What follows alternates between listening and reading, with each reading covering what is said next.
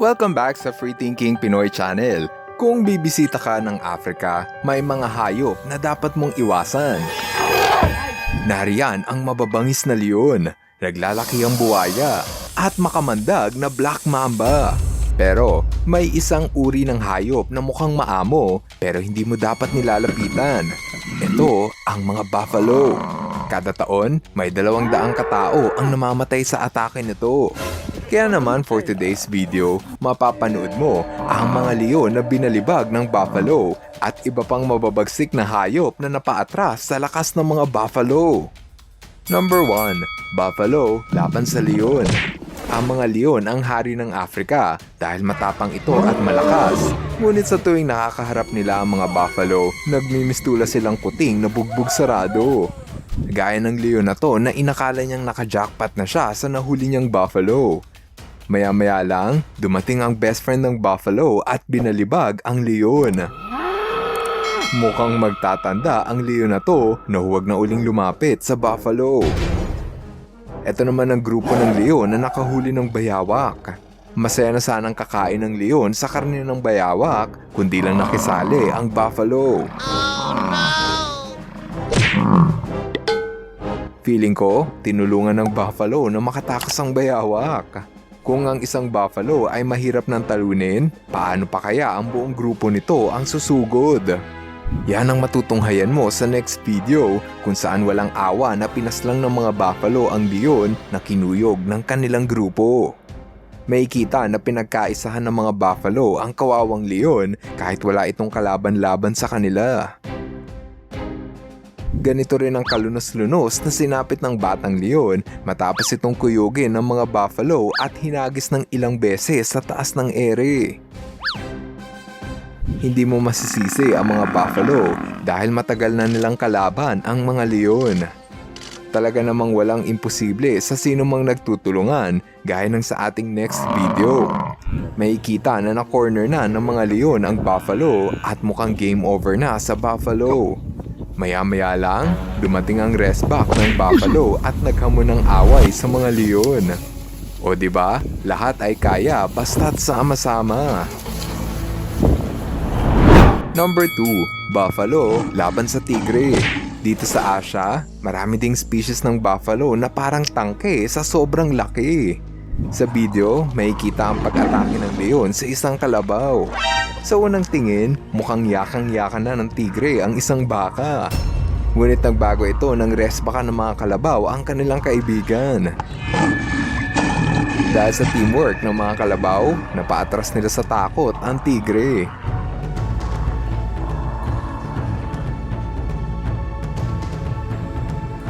Pamilyar ka ba sa buffalo na gaur? Napakalaki nito at mukhang mahirap kalabanin. Habang umiinom ang tigre, nakita niya ang gaur na papalapit sa kanya. Buti na lang at alam agad ng tigre ang dapat gawin. Run. Mabagsik na predator ang mga tigre, kaya hindi mo maaalis ang mga baka na matakot sa imahe ng tigre. Marami pang prankster sa YouTube ang ginawang content ang pananakot sa mga baka. Number 3. Buffalo laban sa leopard. Di hamak na mas maliit ang leopard kaysa sa leon at tigre, kaya wala silang panama sa lakas ng mga buffalo.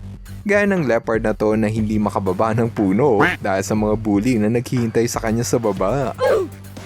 Ito naman ang isa pang leopard na epic fail sa kanyang balak na umatake ng kalabaw.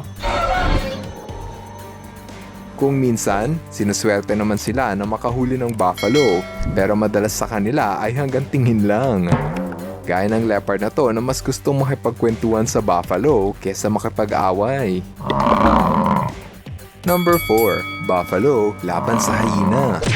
Isang beses lang kung manganak sa isang taon ang mga Cape Buffalo, kaya sobrang protective nila sa kanilang anak. Malas lang dahil ang bagong silang na buffalo pa naman ang paboritong huntingin ng mga hyena. Gaya ng kawawang nanay na buffalo na handang ibuwis ang buhay, maprotektahan lang ang kanyang anak sa mga hyena. Sa huli, hindi rin nagtagumpay ang nanay na iligtas ang kanyang anak.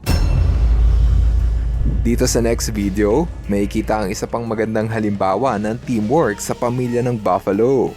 Nilagay nila sa gitna ng grupo ang batang buffalo. Siyempre, hindi yan papayagan ng matatandang buffalo na makuha sa kanila ang bagong silang laban sa mga gutom na hyena.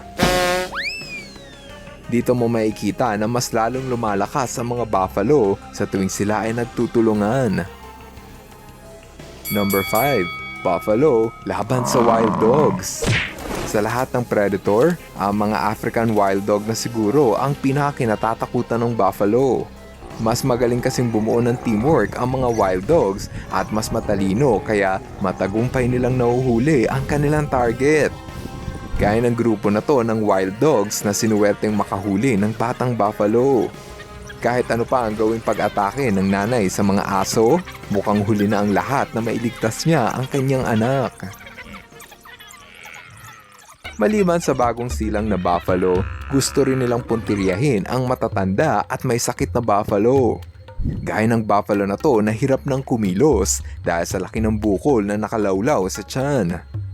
Kahit mukhang malupit ang kalikasan, mahalaga na malaman mo na ang pagkain ng predator sa mga prey ay parte lamang ng balancing ecosystem. Isipin mo na lang na kung hindi dahil sa buffalo, maaaring mamatay sa gutom ang pamilya ng wild dogs. Number 6. Buffalo laban sa rhinoceros. Sa totoo lang, hindi naman mga big cats ang mortal enemy ng mga buffalo. Ang mga rhinoceros ang pinakamahigpit nilang nakakalaban sa African savanna. Agawan sa teritoryo at supply ng pagkain ang madalas nilang pinag-aawayan. Gaya ng dalawa na to na nagpang-abot dahil siguro sa awayan kung sino ang pinakamalakas. Umabot ng 5 minuto ang kanilang tunggalian at sa huli, hindi rin nagpatinag ang buffalo at napatakbo sa takot ang rhinoceros. Ito naman ang isa pang tagisan ng palakasan na nakunan sa kamera. Hindi hamak na mas malaki ang katawan ng rhinoceros pero mas buo ang loob ng ating pambatong buffalo na talunin ang rhinoceros. Kahit ilang beses na mapatumba ng rhino ang buffalo, sa huli, sumuko na lang ang rhino at humanap ng ibang makakalaban. Number 7. Buffalo laban sa hippopotamus. Sa tuwing umiinom sa ilog ang mga buffalo, dito nila pwedeng maka-face to face ang mga hippopotamus. Ang hippo ay may bite force na aabot sa 1,820 PSI. 7 beses ito na mas malakas sa kagat ng pitbull. Kaya naman sa tuwing nakakaharap nila ang buffalo, ibinubuka nila ang kanilang bunganga. Yan ay upang makapagbigay babala na hindi biro kalabanin ang mga hippo at mas mabuti kung umatras na lang palayo ang buffalo. Number 8. Buffalo laban sa elepante. Sa lahat ng hayop, ang elepante ang pinaka-ultimate na makakatunggali ng buffalo. Ang elepante kasi ang pinakamalaking land animals at mukhang wala nang makakatalo rito. Ito naman ang buffalo na matapos makipag one-on-one sa elepante, itinulak siya neto papunta ng ilog. Para pala itong sumo wrestling na itutulak sa putikan ang matatalo. Dahil dyan, mas gugustuhin pa ng buffalo na makalaban ng 10 leon kesa makaharap ang elepante. Pero dito sa next video, makikita kung paano magbiro ang elepante sa pikon na buffalo. Ikaw, nag-enjoy ka ba sa ating episode? Alin sa tingin mo ang pinakamahigpit na katunggali ng buffalo? Gugustuhin mo rin bang mag-alaga ng buffalo kung mabibigyan ka ng pagkakataon? I-comment mo yan sa baba nang mabasa namin. Ngayon, andito na tayo sa ating shoutout portion. Hello kay Mark Chester, John Michael Abonita, Ashley Castin, Mark Rain, Sabrina and Zanji the Chanax, Tech and Gaming, at Sean Evo Ador. Maraming salamat sa inyong panunod. Now see you guys on my next video. Ka-FTP viewers, thank you so much sa panunod mo na aking video. Kung nagustuhan mo ang video na ito, subscribe na sa FTP channel. Don't forget to hit the bell button para updated ka sa mga bagong videos. Paalam!